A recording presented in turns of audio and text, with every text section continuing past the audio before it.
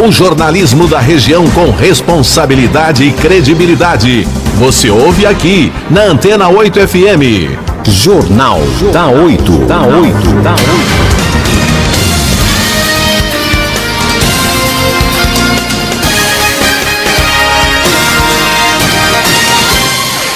Aqui na Antena 8 FM, nós vamos agora para uma pauta que fala sobre PIB, economia, influências externas. O Roberto Dumas vai conversar com a gente. Hoje, falando de economia, né, aqui no jornal, temos aí como esse convidado, professor de economia, que é o Roberto Dumas, e ele atuou por muitos anos em instituições bancárias no Brasil e no exterior. É professor do INSPER e conversa com a gente aqui na Antena 8 FM, no nosso Jornal da 8. É um prazer receber você aqui, viu, Roberto? Bom dia, tudo bem? Bom dia, Fábio, bom dia, ouvinte. Prazer é meu estar com você. Roberto, a gente falando de economia já até assusta, né? Porque as pessoas hoje em dia falam assim, falar de economia... né, nós estamos vivendo uma situação tão complicada no nosso país, né, na área econômica, e é realmente assustador, né, Roberto? Já foi melhor no começo do ano. A gente estava esperando aí um crescimento do PIB, ou seja, Produto Interno Bruto, tudo aquilo que o país produz deveria crescer mais ou menos 2,5%, 2,7%. Mas com a demora na aprovação da reforma, com a possibilidade anterior de greve dos caminhoneiros, com o aumento do preço do petróleo, com a crise na Argentina, nós economistas já revisamos que o crescimento real da economia esse ano deve ficar entre 1,3 a 1,6. Ou seja, praticamente metade daquilo que nós esperávamos. Correto. Não é lá grande coisa, mas é um pouquinho mais do que na época de Temer. Por exemplo, 2017 a economia cresceu 1% e 2018 cresceu 1,1%, depois de nós termos caído mais de 7% em 2015 e 2016. Mas ainda não é um sonho de crescimento econômico, não. Agora, professor, a gente falando de PIB, né? Aí a nossa amiga, dona de casa, lá fala, o que é isso, né? O que significa, na verdade, esse termo? Em que pé que está o desempenho do PIB nesse governo do Jair Bolsonaro, né? O presidente se preocupa tanto com isso, os políticos se preocupam tanto com isso. O que é, de fato, o PIB para nosso ouvinte, para o nosso ouvinte aí do outro lado poder entender? E qual é a importância dessa palavrinha? Quando a gente fala PIB, é Produto Interno Bruto, é tudo aquilo que o Brasil produziu. Mas isso daqui é um economês chato. Se a gente fizer uma analogia bem básica, a gente pode dizer o seguinte: PIB é renda do trabalhador. Conforme o PIB cresce, a renda, não estou falando que ele vai crescer equanimemente para todo mundo, mas conforme o PIB cresce, a renda do trabalhador cresce. Como assim? Vamos supor um exemplo bem básico. Que tenha duas pessoas no Brasil, eu e você. Eu sou careca, então vamos supor que eu seja o teu barbeiro. Eu corto o teu cabelo. E eu cobro de você R$50. É só isso. O país não faz mais nada. Eu só corto o teu cabelo. Qual foi o PIB do país? Olha, o PIB do país foi R$50. Porque eu produzi um corte de cabelo. Ora, qual foi a minha renda, trabalhador? Você me pagou R$50.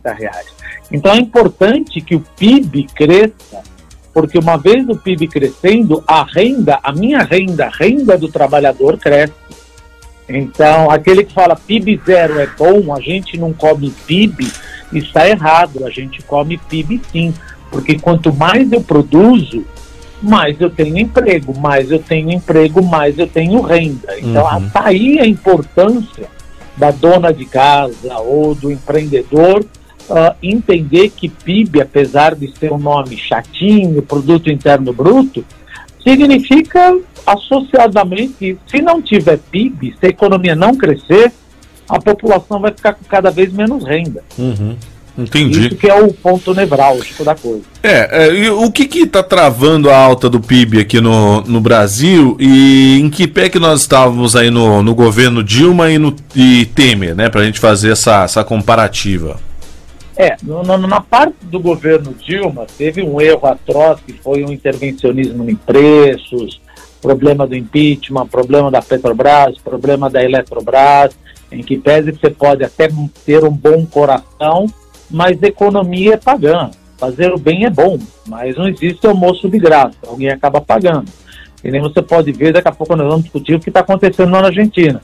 Mas na época da Dilma, 2015, o PIB caiu 3,8%, em 2016 caiu 3,6%, veio o impeachment, aí o Temer conseguiu, 2017, crescer 1% e 2018 cresceu 1,1%.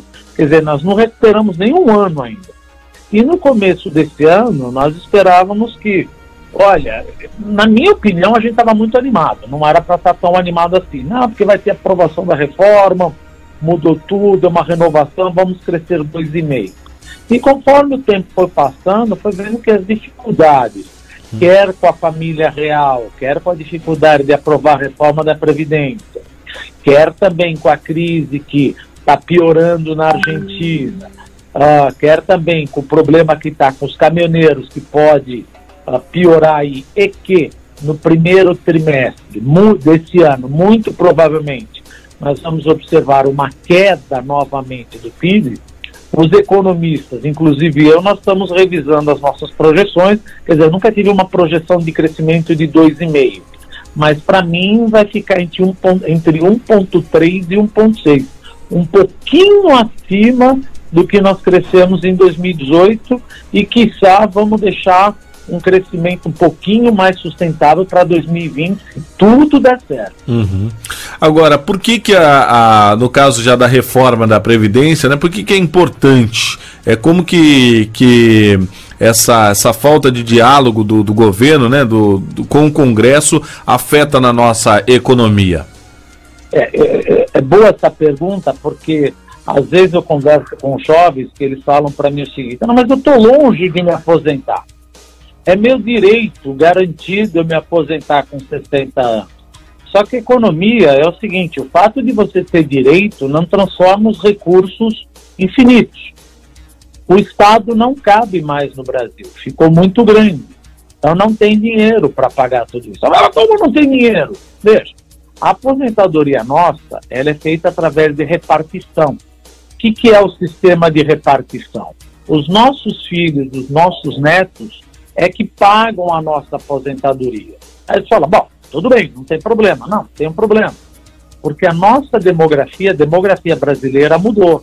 Você lembrar nossas mães, nossos avós, antigamente a gente tinha 5 a 6 filhos. Hoje em dia a família brasileira tem 1,7 filhos. Então você tem mais velhos, o tempo vai passando, você vai ter mais velhos e poucos jovens para pagar essa conta. E o que é melhor? Poder falar o que é pior? Não, o que é melhor. Nós estamos vivendo mais. Na década de 80, a nossa expectativa de vida não passava de 70 anos. Hoje ela já está de sobrevida 82 anos. Então veja, se você se aposenta com 55 anos, quem vai te pagar para você ficar 27 anos em casa? Não tem sentido. Ah, mas eu mereço. Veja, eu acho que você merece se aposentar com 30 anos. Só que não tem para alguém pagar isso daí. Uhum. Aí alguém pode virar e falar, é uma falácia. Não, mas é que os juros da dívida pública é muito alto. Tem um erro crasso aí, que é causa e consequência. Os juros da dívida pública é alto justamente porque a nossa dívida governamental é alta. Então, quando eu entro num Tesouro Direto, quando eu vou comprar um título do Tesouro Direto, quando eu vou colocar meu dinheiro num fundo DI ou num banco, eu sabendo que a dívida do governo está muito alta, eu tenho um receio danado que o governo possa dar um calote. Mas como calote? De onde você viu calote? Eu vi calote na década de 80, que ele emitiu moeda para pagar o funcionalismo, isso gera inflação. Eu vi calote na época do Collor, que ele sequestra, e isso me assusta, eu peço mais taxa de juros. Então a taxa de juro alta, ela é consequência do risco dessa dívida explosiva. Se a reforma não for aprovada de alguma maneira, eu, você ser nossos familiares, ou como pode dizer, o grande capital, que parece que é um cara demoníaco, não é, somos nós. Nós vamos ficar assustados de pedir mais taxa de juros. Quanto mais taxa de juros eu peço para emprestar dinheiro para o governo, comprando o título do governo, mais a dívida fica maior. Eu entro num ciclo vicioso. Então, não tem jeito. E como eu tenho o teto do gasto, vai chegar um momento que eu vou ter que tirar saúde, educação para pagar a aposentadoria. E eu insisto, mas é o meu direito me aposentar com 55 anos. Eu concordo, mas o fato de ser teu direito não significa que todas as coisas são infinitas. Não tem dinheiro. E se você continuar se aposentando com 55 anos, vai assustar a população, porque a dívida vai atingir uma trajetória explosiva, não vai parar de subir, e eu, para botar dinheiro, para emprestar dinheiro para o governo, vou pedir mais juros. Então existe uma falácia de que o problema é o juro. Não, o juro é a consequência da dívida. Quanto maior a dívida, mais assustado eu fico, maior é o risco e mais juro eu peço quando eu compro um título público, quando eu empresto dinheiro para o banco, que apenas intermedia o dinheiro do governo. Porque o governo está quebrado. Bom, quando o governo está quebrado, ele pede dinheiro emprestado para você. Quando eu sei que você está quebrado, quanto maior o teu risco, mais você me assusta. Mais você me assusta, mais eu quero que você me pague. Agora, se você mostrar que não vai resolver seu problema de dívida, você está me assustando mais ainda. Aí eu peço mais juros. Aí a dívida fica insustentável. Então precisa fazer alguma coisa que fala, olha, endereçamos o problema da dívida. Estamos levando em consideração a nova demografia do Brasil. Só para você ter uma ideia, Fábio, o Brasil ainda é um país novo. Por isso que os juros ficam lá em cima, né? Porque o risco é grande, né? Exatamente. Então fala, é porque o Banco Central quer.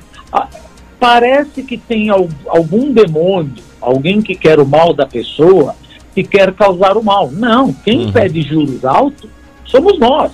Eu tenho medo de tomar um calote. E outra, o Brasil... Quanto mais calote, mais juros altos, né? Quanto mais calote no mercado, mais aumenta os juros, né? Porque alguém tem que pagar a dívida, né? Quanto maior o risco, mais você tem que mostrar cenoura para eu emprestar dinheiro para você.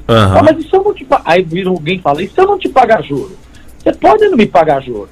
Só que aí eu não te empresto dinheiro, governo. Tá, você vai botar o dinheiro aonde? Eu vou para consumo, eu vou para dólar. E aí, como é que você vai financiar a dívida? Aí que mora o perigo. Ele pode simplesmente pedir para o Banco Central emitir moeda e que gere inflação. Então, o que eu quero dizer, se o negócio macro fica complicado, a gente joga pro micro. Eu emprestei dinheiro para você, você não para de gastar dinheiro. Aí você vem pedir dinheiro de novo emprestado. Filho, você está gastando demais. Quanto mais você gasta e mais você vai pedir dinheiro emprestado para mim, eu vou cobrar cada vez mais juros. Até o momento que eu vou falar, olha, eu não te empresto mais. Agora... E aí o problema é que você tem um amigo chamado Banco Central, que ele pode chegar na calada da noite, como na década de 80, e falar, fica tranquilo que eu emito moeda. Só que ao emitir moeda, isso é inflacionário. Então você está tributando a população. Ou você pode ter também o caso de um plano Collor. É igual algumas pessoas não entendem, ela pensa, manda fazer mais dinheiro, né? Manda a Casa da Moeda fazer mais dinheiro, mas não é tão simples assim, né? Não pode se o governo pudesse fazer. Simples mas vai causar inflação. Vai ter é um calote. Isso é um calote. Falta mais dinheiro, faz. O pessoal não entende. E tem outra falácia também que fala o seguinte: o problema maior da nossa dívida pública ou da Previdência é que você tem um monte de empresa devedora. É verdade. As maiores empresas devedoras são Varig, Transbrasil, VASP, as maiores quebradas. Mas vamos supor, por um maná de Deus, que todas vão pagar. Não vai acontecer, mas vamos supor que todas paguem. Uma já nem existem mais. Elas estão devendo para o INSS, a Previdência, 400 bilhões de reais. O meu déficit em 2019 vai ser 320 bilhões de reais. Agora, vamos supor, isso não vai acontecer, porque no mínimo levaria 15 anos e eu teria que ter um corte de 15%. Mas esquece, vamos assumir que todo mundo paga. Ok, eu fechei o déficit de 2019. Quem vai cobrir o déficit em 2020? Veja, você está confundindo fluxo com estoque. As empresas te pagaram, cobriram o teu rombo em 2019, fica a pergunta, quem cobre o rombo 2020? Então não é questão de cobrar quem deve. Tudo bem, você pode cobrar quem deve, mas ele só vai ajudar 2019. 2020 vou cobrar de quem? Ninguém mais me deve. E outra, a população está envelhecendo, estamos fazendo cada vez menos filhos e a população está vivendo mais. Então é uma urgência urgentíssima. Você aprovar isso para quê? Para que eu, você, dono do dinheiro, do capital, tope financiar o governo a uma taxa de juros mais baixa. Correto. Agora, voltando até naquela questão da Previdência também, há uma questão que, por exemplo, nos Estados Unidos não existe, né? Essa questão de Previdência. E se o governo desse a grana limpa na mão do cidadão e falasse assim, ó, se vira com a sua Previdência e vá à luta. Quem ficou, ficou. Quem ainda está pagou a Previdência, quem garantiu a Previdência continua recebendo, quem ainda está pagando não vai ter esse direito, vai receber o dinheiro com juros e, sei lá, né, correção, alguma coisa nesse sentido, e não vai ter mais Previdência. Será que o país não caminharia melhor, o professor? Isso daí, por economia, é uma coisa absolutamente salutar, porque é o seguinte, veja, você tem que saber administrar seu dinheiro. Por que o governo tem que saber administrar seu dinheiro? Porque desconta tudo, né, professor? Desconta tudo e o governo não administra o que é nosso, né? Não administra. E outro, nós estamos envelhecendo. Aí fica aquela coisa. Eu sei que dos 10 anos eu vou para os 20, dos 20 eu vou para os 30, de 30 eu vou para 40 eu já começo a gastar mais dinheiro com filho, netos, 50, 60 eu me aposento. Ou seja, você deveria saber fazer a tua poupança. Que é o que é chamado capitalização. Recebe seu dinheirinho limpo lá, sem desconto nenhum, e você vai se virar, né? Você se vira, né? Perfeito. Eu cuido. Isso chama sistema de capitalização. Só que ao fazer isso, por exemplo, no Chile, o que aconteceu? Muitas pessoas não souberam administrar. Ou gastaram demais, ou investiram errado, chegaram aos 65 anos, falaram para o governo, e agora? Administrei errado, eu não tenho dinheiro, virou um problema social, o governo foi lá e falou, então deixa que te ajude. Agora, se isso acontece nos Estados Unidos, fala, filho, se você não consegue administrar o teu dinheiro, o que eu tenho a ver com isso? Então, isso não vai dar certo. Tem que ter uma coisa um pouco híbrida aí, vai ter uma reclamação. Falta educação, né? Falta educação, né? Educação financeira, educação. Coisa. O cara ganha e quer gastar tudo. Mas eu não ganho muito. Puxa vida, mas aí o governo vai ter que pagar? Não é o governo, é o tesouro. É uma coisa que eu sempre brinco. Eu adoro quando me chamam de tesouro, porque tesouro sou eu. Quando o tesouro não tem dinheiro, ele lança título público. Quando ele lança título público, ele está pedindo dinheiro emprestado para mim. Então, no final das contas, eu estou financiando a tua aposentadoria, é isso? Eu estou financiando as benesses do caminhoneiro, é isso? Sempre tem um mané para pagar tudo. Nós estamos pagando, né, o almoço grátis, né? Não existe almoço grátis, nós estamos pagando o almoço grátis de alguém, né? O almoço não está ficando tão grátis assim. E é importante dizer isso, né? Porque nos Estados Unidos não tem, né, esse fundo, não tem a saúde lá, o cara tem que se virar com a saúde, não tem saúde pública, né? Não tem o SUS lá, né? E o que é mais engraçado é que a maior parte da população brasileira, da América Latina, até do mundo, quer ir para os Estados Unidos. Por que não vem para o Brasil, já que os direitos estão todos adquiridos? Todo mundo tem tudo, né? O governo paga tudo. Está tudo adquirido, vem para cá. Não, prefere ir para os Estados Unidos, que é melhor. Prefere? É verdade. Tudo que você não entende, né? É difícil. Agora, a prometida greve dos caminhoneiros, né? Já chegando nessa questão da greve, né? Porque tá aí dizendo, vai ter a greve dos caminhoneiros e tal, né? Abre uma nova frente de problemas ainda maior para o governo do presidente Bolsonaro, né? Que peso que ela pode ter e qual que é o risco, né, de comprometimento da economia com esse movimento. Eu até estava conversando com alguns motoristas, né, e o pessoal até falou, essa ameaça, essa especulação toda travou um pouco o diesel, mas peraí, o etanol eu senti que subiu o preço, né? O que aconteceu? A gasolina parece que deu uma subidinha, o etanol, será que tem alguma coisa a ver com a não elevação do diesel? Professor, uma coisa liga a outra ou não? Tem nada a ver? Tudo liga. Tudo liga. Começa lá atrás. O problema maior dos caminhoneiros não é o diesel. O problema maior dos caminhoneiros é que simplesmente não tem frete. O que aconteceu de 2009 a 2014?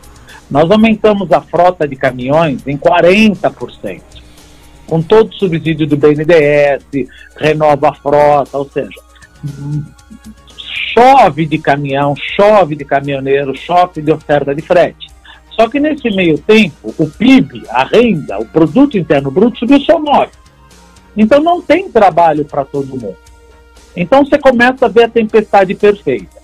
Primeiro você teve um problema do petróleo lá atrás e agora, hoje, por exemplo, termina praticamente a isenção, o waiver da isenção dos Estados Unidos dos países que importam petróleo do Irã. Ou seja, países como, por exemplo, a China, o México, a Rússia, etc., a Coreia do Sul, pelos Estados Unidos vão ser proibidos de adquirir petróleo do Irã. Quer queira, quer não, o que nós estamos falando? Nós estamos falando que nós vamos ter 2,8 milhões de barris dia a menos no mundo. Por isso que o preço da gasolina está aumentando.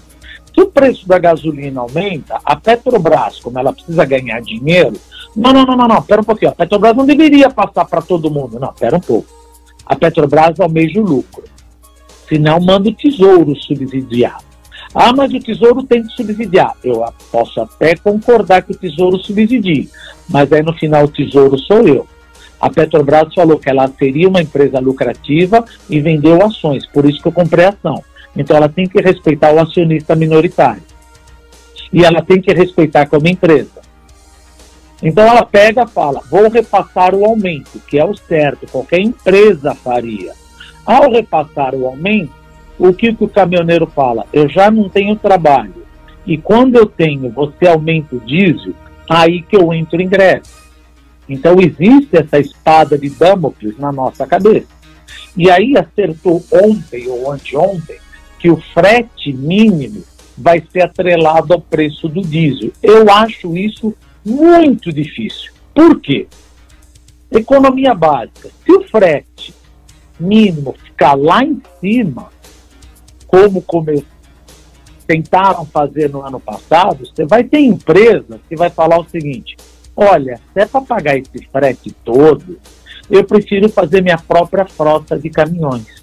Tanto é que a venda de caminhões em 2018 subiu 28%. Por quê? As empresas falando, eu não quero ficar dependendo de caminhões autônomos, então eu compro o caminhão. Ou seja, um desarranjo foi tentado consertar com outro desarranjo que piorou mais ainda, aumentou a frota mais ainda. Então temos um risco, sim, de uma paralisação, não agora, que parece que eles entraram no canto da sereia, que acreditam que vai ser fácil fiscalizar o frete. Não vai ser fácil. E mesmo que você fiscalize o frete, várias empresas vão falar, não quero mais autônomos, eu vou comprar caminhões próprios, tanto exatamente como aconteceu em 2018. Isso só vai piorar o problema, e aí eles vão querer, governo, me ajude. Mas aí fica, sabe aquela criança do Natal que pede brinquedo e ganha meia? O que o caminhoneiro ganhou?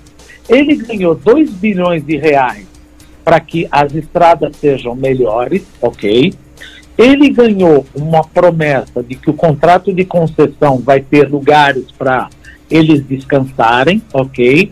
E cada caminhoneiro vai ter 30 mil reais do BNDES para trocar os pneus. O caminhoneiro vira e fala, não foi nada disso que eu pedi. Eu pedi mais frete. Não, mais frete eu não consigo te dar se a economia não cresce. Os caminhoneiros estão enfrentando o mesmo problema que 13 milhões de desempregados estão enfrentando. A falta de emprego, né? Falta de emprego. Vocês compraram caminhões acreditando que o PIB ia subir, o PIB não subiu. Sobra frete. E tem que pagar, né? O que a gente vai fazer? E aí? Ele vai ter que trabalhar em outra coisa. O governo não pode te ajudar. Encosta o caminhão e tem que trabalhar em outra coisa, porque E aí, né? Como é que ficou? E a parcela do caminhão que ele comprou tem que pagar, né? Exatamente, mas veja, exatamente eu como professor também.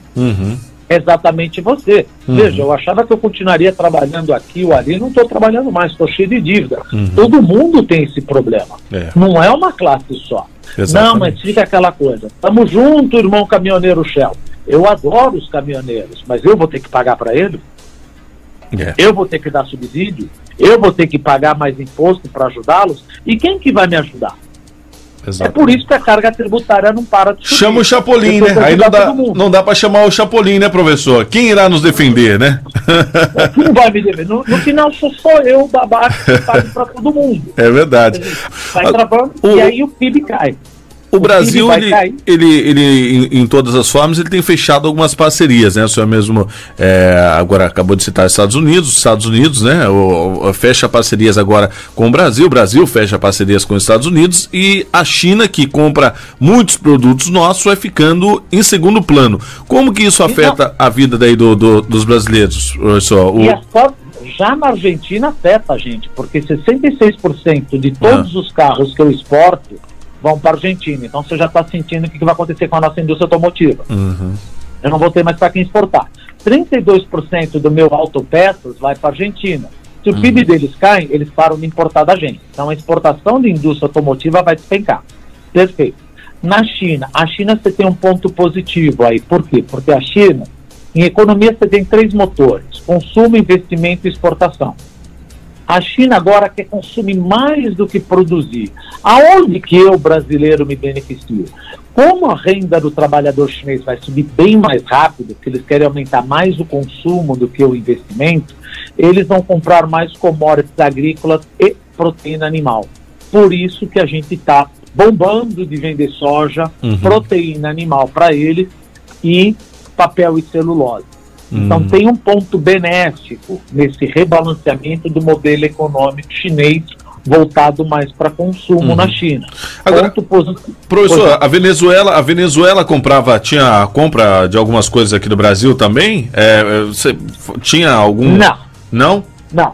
A Venezuela me impacta muito mais do lado do petróleo, porque do jeito que está a Venezuela, só para você ter uma ideia, quando entrou o Hugo Chávez, a produção de petróleo da Venezuela era mais ou menos igual do Irã, 3,8 milhões de barris dia. Hoje é abaixo de 1 milhão de barris dia. Então, se você pensar, Irã vai parar de produzir e exportar, Venezuela não consegue exportar. Por isso que o preço do petróleo está subindo, por isso que o caminhoneiro está reclamando. Nós comprávamos da Venezuela? Nós não comprávamos, mas a Venezuela vendia para o mundo e jogava 3,8 milhões de barris dia a mais no mercado. Mas eles não estão conseguindo o quê? A maior dificuldade deles é de exportar ou captar o petróleo? Não estão conseguindo tirar da terra, não tem dinheiro para prospectar. Não consegue retirar o petróleo, né? Exatamente. Então está faltando petróleo no meio campo, até o pessoal da OPEP. E isso bate no preço do petróleo, que bate no caminhoneiro. Então, uma outra questão, professor, também, até uma dúvida até muito grande. Recentemente eu fui para o sul do país e no sul eu vi uma tabela diferente. O etanol muito mais alto e a gasolina mais barato. Por que acontece isso em algumas regiões do Brasil? É comum acontecer isso? Eu vi que tipo Florianópolis, Curitiba, vale muito mais a pena, tanto mais em Florianópolis, vale muito mais a pena você abastecer com gasolina do que o etanol. Por que? Isso varia. Primeiro, tem o lado da Petrobras e tem o lado de quem produz o etanol. Por exemplo, o segmento de etanol, na época que nós tentamos segurar o preço da gasolina para não estragar a inflação, que foi um erro crasso, nós quebramos várias empresas produtoras de etanol. Porque a vantagem de você ter um carro flex, o que é? Se o preço da gasolina sobe demais na bomba, eu uso etanol. Se por acaso a safra de cana-de-açúcar não foi boa, ou que açúcar é melhor, eu produzir açúcar do que etanol, etc. e tal, puxa vida, então eu uso gasolina. Agora, quando eu deixo o preço da gasolina, faço uma intervenção e deixo ela deliberadamente abaixo do etanol, eu quebro todas as empresas de etanol. Então é normal acontecer essa diferença regional. Depende do produtor. O produtor pode simplesmente falar, não quero produzir etanol, quero exportar etanol, ou não quero produzir etanol e eu prefiro vender tudo isso como açúcar. Então, essa é a vantagem do carro flex. E como o Brasil é muito grande, em certas regiões que são produtoras, né, cada região vai ter o seu valor diferenciado, né? Às vezes no sul vale mais a pena a gasolina, aqui na nossa região, nosso interior paulista, né, tem muita produção, né, na questão do etanol. Você tem uma bruta safra de cana-de-açúcar, eles não querem produzir, vai ser no etanol, o preço do etanol cai abaixo da gasolina. Ótimo. Correto. Professor, para a gente finalizar, como que fica a vida, então, do investidor, né, num cenário de tantas incertezas como a gente vive? Quais que são as alternativas aí de investimento seguro, principalmente para aquele nosso ouvinte, aquele, vendi um carrinho, recebi uns aluguéis aí que estava pendente, difícil, hein, professor? Mas, de repente, o cara recebeu uma graninha e tudo mais. Qual que é a melhor maneira? Será que é melhor eu montar um comércio? É melhor agora eu segurar, fazer um investimento na poupança, no tesouro? O que esse nosso ouvinte, essa nossa ouvinte que talvez vai receber o fundo de garantia e tudo mais, né? Que liberou agora uma grana aí do fundo de garantia na segunda-feira. O que essa pessoa faz com esse dinheirinho que ela vai ter? Não é um grande dinheiro, é um dinheirinho. Recebeu. Qual que é a melhor maneira? Guarda no colchão? Não. Nem no colchão e nem na poupança. Nem no colchão e nem na poupança. Obviamente, agora não é momento de correr risco. Não é momento de entrar em bolsa, não é momento de entrar em fundo multimercado. O que eu aconselho? Aí vai depender do grau de apetite de risco de cada um. Mas eu aconselho 3 aplicações. Primeiro, fundo DI. Ele vai acompanhar a taxa de juros. Qualquer fundo DI de banco de primeira linha tá bom. Ele vai acompanhar o fundo DI. Segundo, mas eu não sei como eu faço. O teu banco te ajuda. Tesouro direto. Qual título a gente aconselharia você a comprar? Aquele que a gente chama de LFT, que é pós-fixado. Por que pós-fixado? Eu não quero ficar travado numa taxa de juros, que eu não sei se a reforma vai ser aprovada, se o caminhoneiro vai dar trabalho, ou seja, tudo que acontecer com a taxa de juros Selic, eu vou estar ganhando junto. Então essa LFT, ela é Selic mais alguma coisa, que é a taxa de juros do Banco Central mais alguma coisa. Veja, então eu estou protegido. Tesouro direto, num título chamado LFT, fala com o teu banco, quero comprar tesouro direto LFT, quero botar alguma parte do meu dinheiro em fundo DI, tá? Ou CDB de banco de primeira linha, desde que pague 100% do CDI, pelo menos. Tá? A solução também para muitos que estão nos ouvindo, né, seria talvez procurar, porque existem agora as cooperativas de crédito. É uma boa ou o banco tradicional é a melhor? Não, vamos no banco tradicional porque, veja, geralmente eles vão querer colocar dinheiro que no momento não é para correr risco. Todos esses investimentos que eu estou falando, ele vai proteger o seu principal. Se você quiser correr um pouco de risco, eu falaria para você o seguinte: olha, não sei quanto você tem dinheiro, mas de 10% a 15%, o que eu te dei? Eu te dei 3 alternativas: fundo DI, tesouro direto LFT e um CDB que vai te pagar 100%. Mas vamos esquecer o CDB por um minuto, certificado de depósito bancário, mas pelo menos 10% no fundo cambial. Estou muito confiante no governo. Então, quando a gente desconfia dos impactos negativos, não só até no problema para aprovar a reforma, ou da chuva, ou do vento de proa que virá da Argentina, que virá da Venezuela, etc., provavelmente pode dar um calorzinho no câmbio. Então, não é para comprar dólar, colocar dólar em casa, vai ser assaltado, não faça isso. Compre cotas de um fundo cambial. Chega no banco, fala, eu quero um percentual, fundo DI, quero comprar tesouro direto LFT e quero botar um pouco em fundo cambial. Não esquecendo que o fundo cambial é o mais arriscado que ele vai estar, você vai botar em reais, vai ter em reais, mas ele acompanha a evolução do dólar. Correto. Professor, quero agradecer muito sua participação aqui junto com a gente.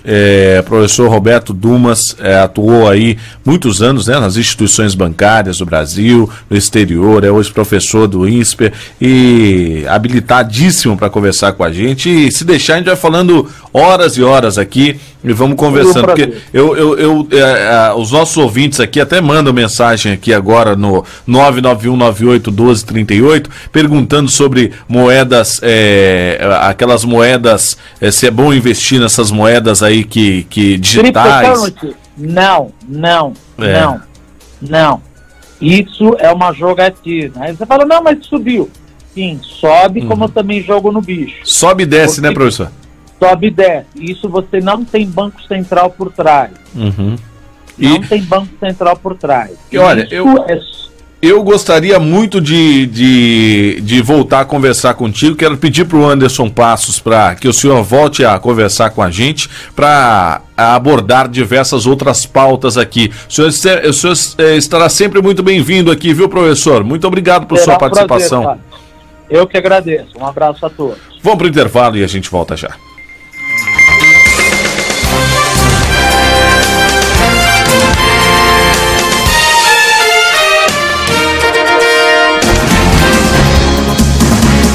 O jornalismo da região com responsabilidade e credibilidade.